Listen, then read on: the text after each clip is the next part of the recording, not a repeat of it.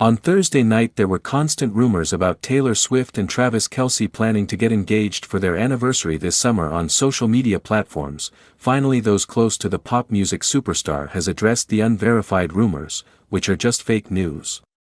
The couple has no upcoming engagement plans. Swift's close friend told NatFL. "These are fake stories, was made up and it's completely unreal. According to some fake news, they will get engaged on their first wedding anniversary in July." Taylor Swift and Travis Kelce's engagement plans revealed. The pop superstar and NFL star have sparked rumors with whispers of a summer engagement, while neither has officially confirmed the speculation. Sources close to the couple hint at a sparkling ring and an impending fairy tale ending.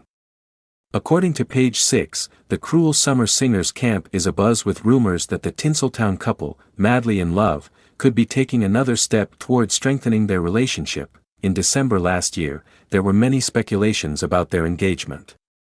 Sources say the NFL star could propose on Taylor Swift's birthday, especially since the Lover singer regularly appears at Chiefs games. However, recent speculation suggests that the couple intentionally avoided the proposal during the winter break to avoid it appearing hasty and impulsive. The source said, "They didn't want it to seem like a crazy rush." According to a NatFL source, the Kansas City hunk won't propose to his girlfriend on Valentine's Day for the same reason, as they're cautious about not rushing into things. Although he expressed feeling pressured about what gift to get her, the insider suggested that the couple already have a plan in place and will stick to their original itinerary. According to the rumors and speculation surrounding the couple, they will be engaged on their first wedding anniversary in July. While the exact timeline of their love story is still somewhat private, sparks appear to have flown around 2022.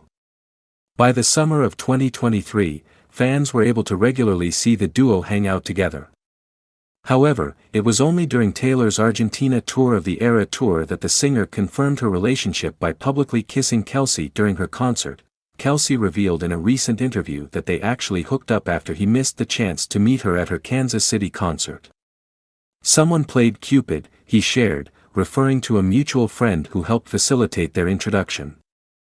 Since then, they regularly attend sporting events and social activities together. Swift, 34, expressed gratitude that they had enough time to get to know each other privately, away from the scrutiny of others.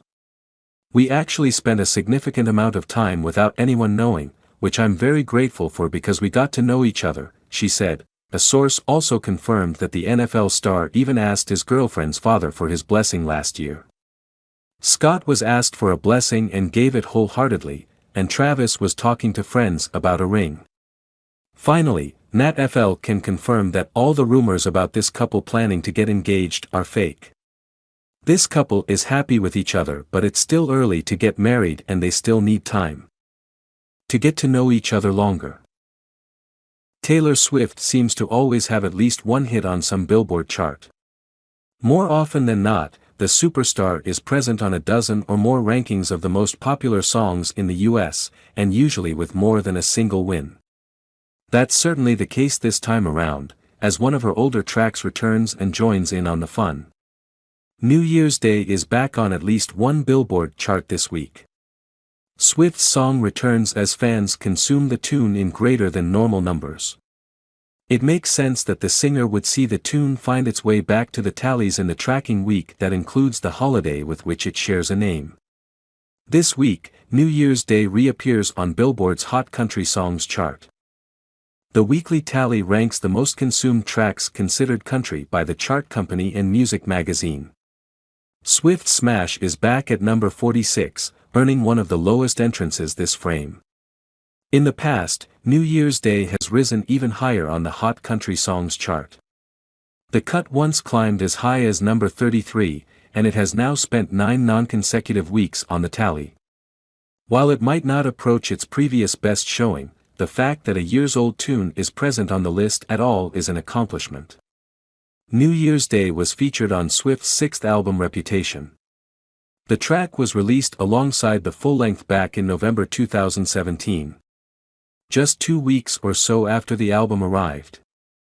The song was spun off as the set's 4th single. New Year's Day is one of very few singles from Swift to fail to reach the Hot 100. While it might not have found space on the ranking of the most consumed songs of all genres in the US, it was a minor country hit.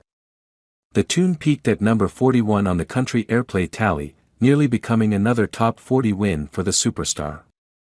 Streaming activity likely did most of the work when it came to sending New Year's Day back to the Billboard charts.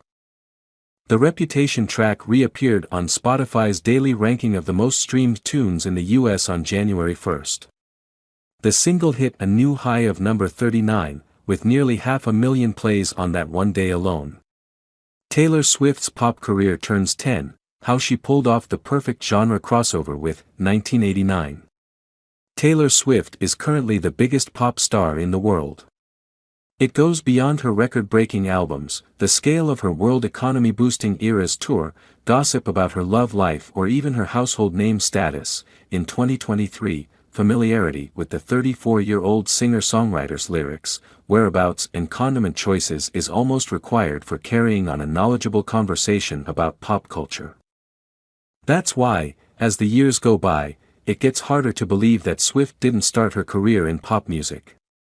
And while the Pennsylvania-born musician has always demonstrated mainstream sensibilities and mass appeal, country was an identity she eagerly embodied for several albums as she rose to stardom, from the cowboy boots she paired with every outfit to the now faded southern accent she picked up after moving with her family to the genre's mecca, Nashville, Tennessee, when she was barely a teenager. She started flirting with pop sonics in the early 2010s, when she was still in a committed relationship with country but had already been pulling pop star numbers with mainstream-level crossover hits.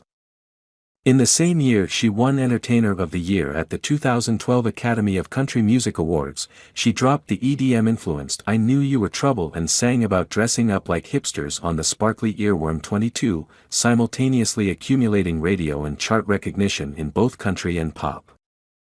But come 1989, her crush on pop had become a full-blown love affair, for which she chose to publicly and amicably break up with country music indefinitely. For the record, this is my very first documented, official pop album, she said while announcing the project atop the Empire State Building in a live stream hosted by Yahoo. Later, she explained to Billboard, "I followed my gut instinct and tried not to think about how hard it would be to break it to country radio. I didn't want to break anyone's heart." From top to bottom, 1989 was unflinchingly pop, inspired heavily by the shimmering grandeur of 80s top 40 hits. Collaborators included some of the mainstream's hugest producers, Max Martin, Shellback, Ryan Tedder, and gone was any trace of fiddle, twangy guitar or mention of the word y'all. Also gone were any of the commercial benchmarks Swift had previously set for herself. 1989 blew them out of the water. Following its release on October 27, 2014, the album spent 11 weeks at number 1 on the Billboard 200, became Swift's first LP to produce multiple Billboard Hot 100 number 1 hits, Shake It Off, Blank Space and Bad Blood with Kendrick Lamar, and debuted with 1.287 million copies sold in its first week, the highest of her career thus far. The album was not initially made available on streaming. Her departure from country would go down as one of the single greatest business moves in the modern music industry. One that only continues to pay off for the supernova. Nearly a decade later, the origins of Swift's current status as cultural overlord can still be traced back to the overwhelming success of 1989.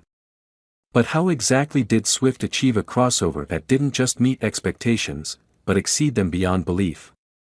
In speaking on that topic with pop and country radio experts and veteran Swifties, one word comes up a lot: authenticity.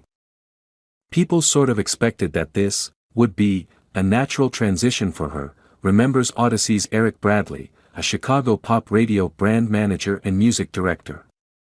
Her realness just helped make it that much easier. Her personality and her demeanor, it just all feels that it came together perfectly for a smooth transition. You have to be authentic to cross over successfully. And she is that.